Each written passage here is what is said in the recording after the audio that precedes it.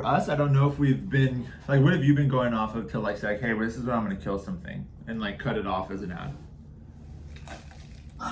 Um, I mean, based on our last combo, either a week or two ago, it's been more of the Facebook metrics of around like CPC, like the outbound click rate. And CBR. So yeah, because we leaned at like 80% of CPCs and then 20% triple whale. So I'm looking at both still, and if I see something just astronomical in triple whale, like if there's stuff that's like $300, $400, $500, I'm gonna cut that. Yeah. But anything close to the average of whatever's in triple whale right now, then I'll look at the CPCs and just cut the highest CPC stuff. Okay. So like if the average NCAC in the last 2 weeks has been 180, if something's 220, I'll probably leave it on if the CPC is good. But if the CPC is bad, I'll cut it off. Okay, that's a good conversation to have, and I could have been more clear on that. It's like, because I noticed that one ad that had it was driving such cheap traffic, but then that traffic wouldn't convert. I think it's helpful for me just even in the future as we're like talking to buyers, like, you know, ultimately it is CPA, but it is NCPA. But I think giving it this triple attribution in Facebook views, like, look, it's like, hey, we're giving you the most generous view of CPA. And if people still aren't hitting that CPA, then we got to kill it. Because ultimately, that ad, say the one that with the guy in the gas station, like saying, these are amazing, that was driving such cheap cost per clicks, but nobody converts from it. And I think it's serving to the wrong audience. It's not in your control to like decide who it gets served to. It's just kind of meta serving it. And I think that's one of the issues is like, we'll just look at both sides of it, I guess, through the rest of our time together. Let me look. Yeah, I would love an example of look at it so I could see like real time how they're looking at it. Yeah, exactly. So like what it would look like is that we hop into triple whale, and we come into ads, come in here to triple attribution plus Facebook views. So it adds view through sales as well. If you want to see it, their team explains it here. And then look at who it's for. Facebook marketers who leverage video and engagement ads. Even though we're not doing video ads, I think that's actually a place where we're looking to get to. It sounds funny enough. I thought I would never say this, but we looked at saying we're going to focus on chefs, and I'm like, let's make sure that every chef, it's about 500,000 when we looked on LinkedIn in the US, has seen our content. And there's no better way, obviously, to do that than like Facebook video views with really cheap CPMs. And we know, like, we just want them to have seen it, and targeting people with the chef job description, video views, top of funnel, with all of this different content we're going to be producing, with us actually talking to chefs, I think is the move for us. Then that will help with our brand awareness. Yeah, but it feels weird, like obviously us being, you know, performance marketers, like we never turn on Facebook video views. Like that's just a no-no. It feels wrong. It feels wrong. It feels like we're committing a crime here. But I think, you know, I think I'm in a place now where I'm like, we got to build brand, and part of it is content, part of it is that awareness. And in order for us to use these media dollars as effectively as we can, I think it's making sure that we are having those campaigns on. And I used to shriek at marketers when they would tell me that, and I was on the agency side. But now I kind of can see what. I feel like this is the step from like, I don't know, like RC Cola or something into like Coke, where like you can't just be all purchase all the time, because you have to get the level above that of like top of funnel awareness and stuff. Absolutely.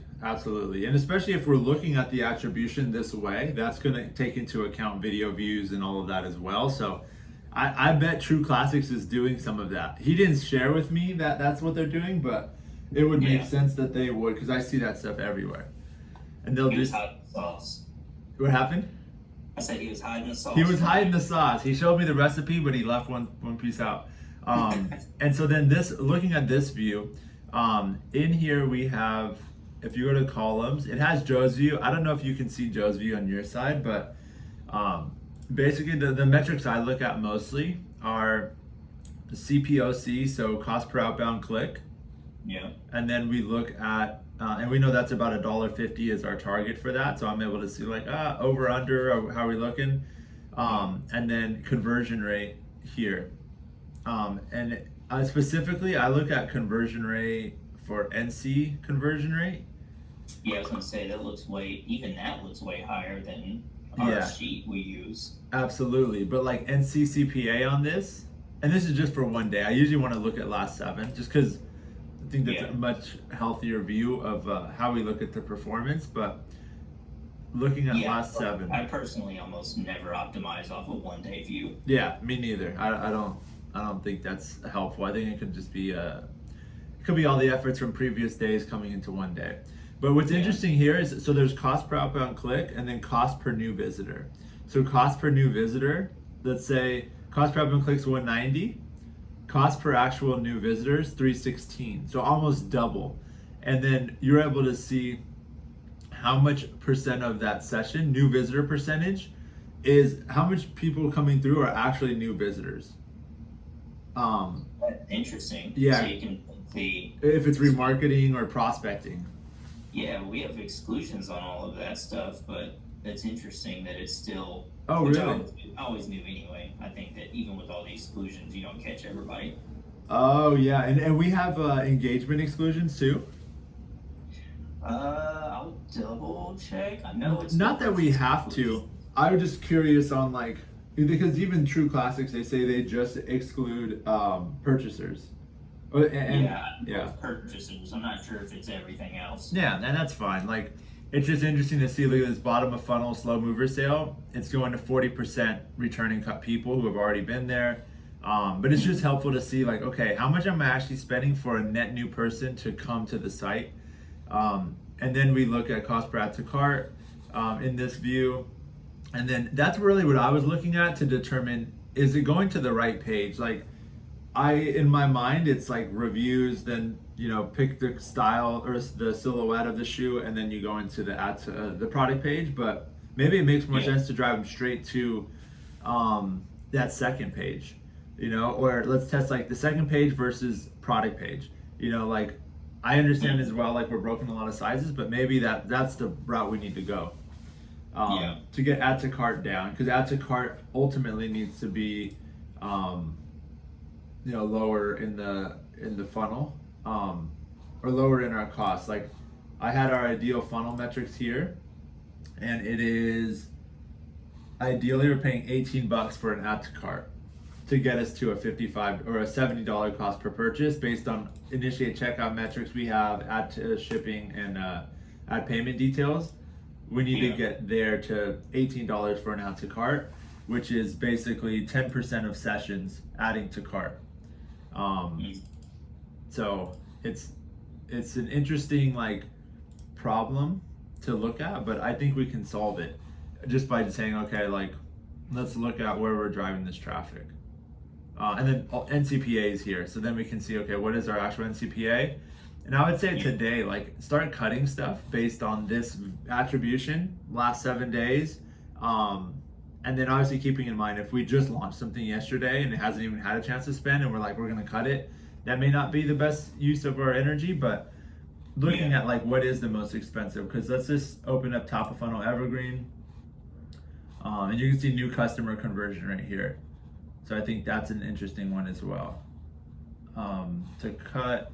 And then we can see here new customer conversion rate. I think this one has so many because the stock of this shoe is so high as well. I got you. So like we have so much of that in stock. Yeah. But looking at the stock of the shoes on the site is, I think, a good thing to look at. But I would. I haven't even thought of, because if people are trying to buy it, but all the sizes are out for them or something. Yeah. Yeah. So then what I do is I look at this and then I open it to the ad level, because obviously this is campaign ad set ad. At the ad level, if you scroll all the way right, I have destination link there. You can just click there and see, okay, where do they go through? It's driving them through all of the different styles. The space cloud, so they would have seen the space cloud and they go, oh, I want the space cloud. Let me shop that one.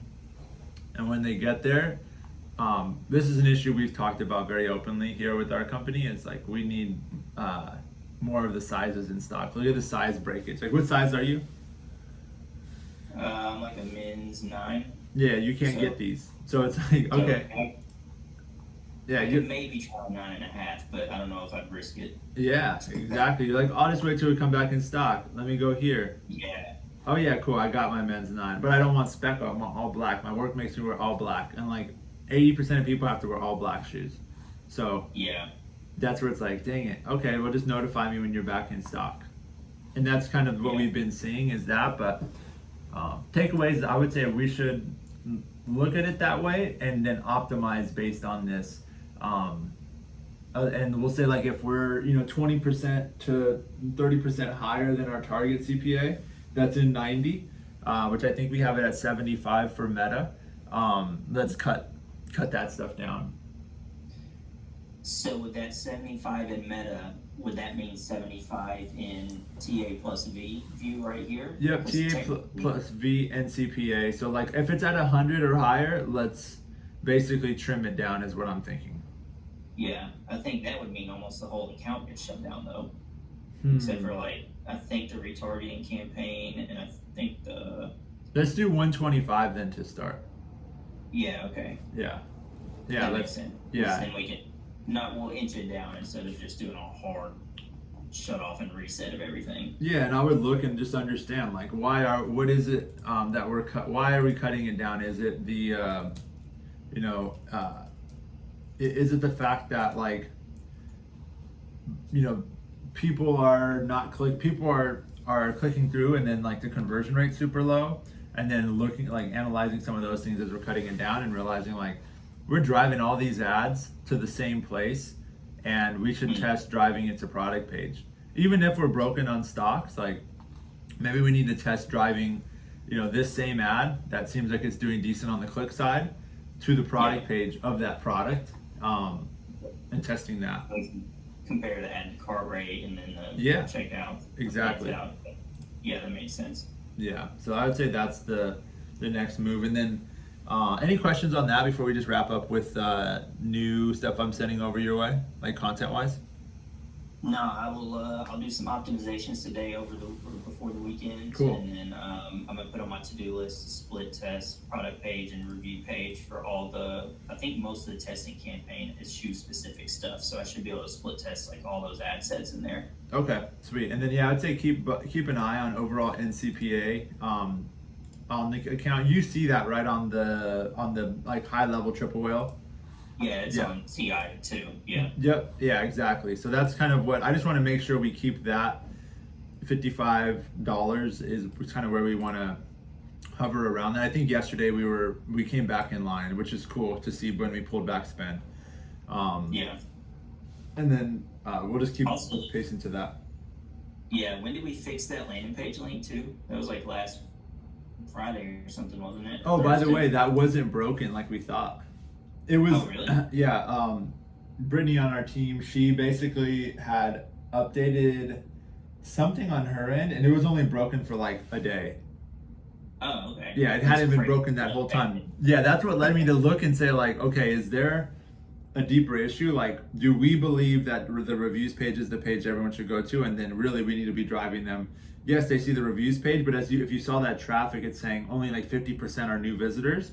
Do we need to then on the people who have come back again drive them to a product page? And I don't think it's like we need to do like, hey, if you've ever seen an ad, maybe it's engagement audiences. If you've engaged with an ad, you get another ad versus video page visitors, because page visitors would be They've been on site on a certain product already. yeah, exactly. Engagement, they haven't yet. Engagement they haven't. It's like maybe we run that engagement, but I don't know. Just I would say start broad and then just let it do its thing, and then we can get granular if we think it's helpful. But I don't want us to be like like 180-day visitors and then like separating it out that granularly.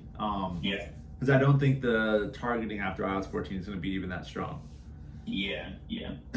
It might just be too small of an audience. So yeah, that's the main thing. And then that content I shared with you, how do you think that would do? The one with our founder kind of talking to the camera and them. The audio wasn't great, but Like, does that moment make sense, or do you think we should just stick with the content we have? Which one is this that you sent over? The one with our founder talking to like a restaurant owner. I don't know if you got a chance to see it. It's like I dropped it in our paid thread with Ben. Yeah, I don't think I've seen it yet. Okay, basically it's like him and her talking about like, hey, this is. Let me pull it up here real quick. This one. Let me just share it with you and we'll watch it real quick. Like, this would be the type of content that I could see us using. Stop sharing.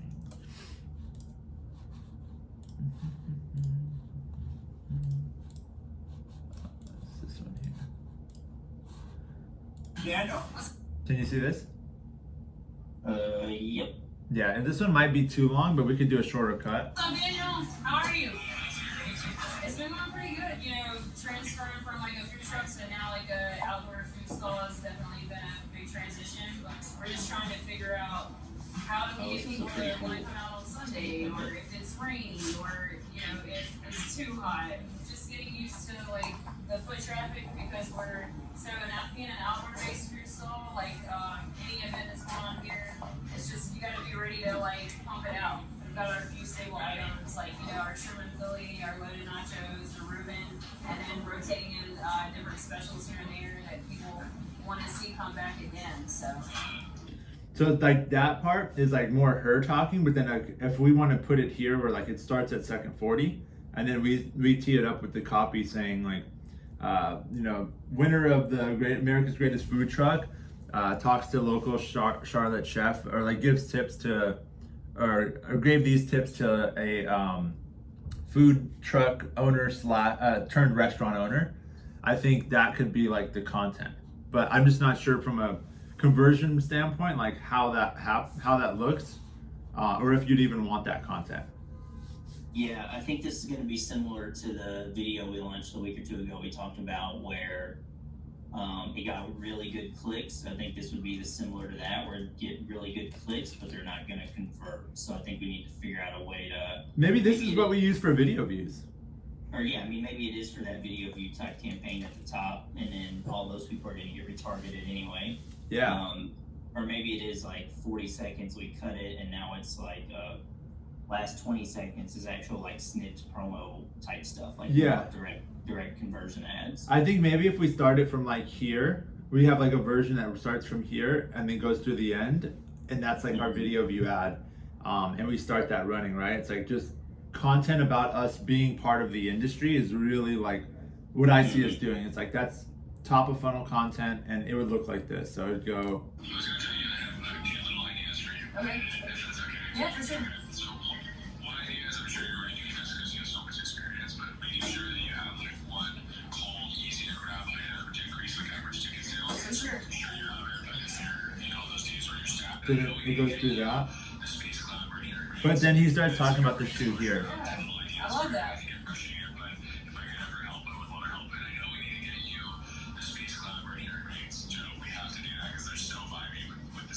She's running the lime trucks, and then somewhere on the team, we got in the snow leopard. So yeah. Let's go. Yeah, love those. Yeah, I love the styles. I do like the I'm all about trucks social with vibrancy, little so stuff. thanks for bringing something cool.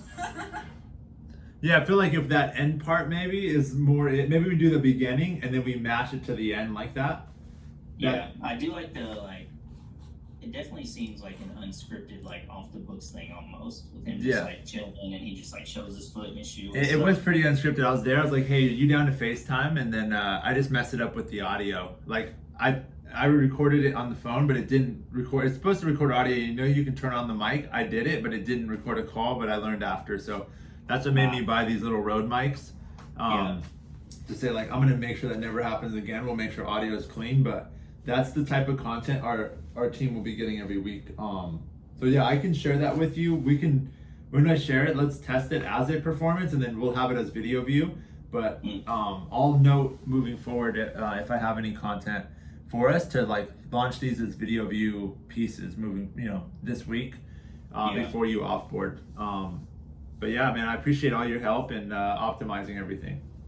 Yeah, for sure, man. And yeah, I actually did this with another client at SBL, I don't know, months ago.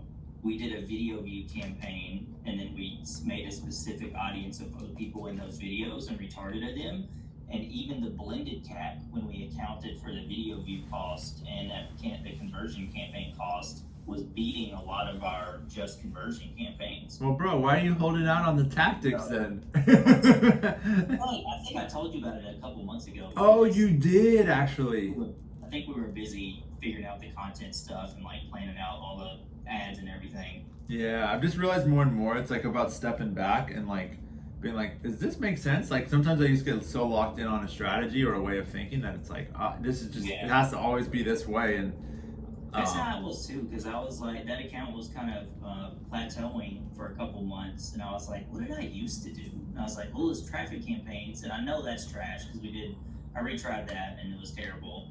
I was like, maybe I'll just do video views and just retarget those people with something related to the video. And then, because that makes so much more sense. And then like I'm gonna just check real quick like how much, and we'll wrap up with this. I just want to see how many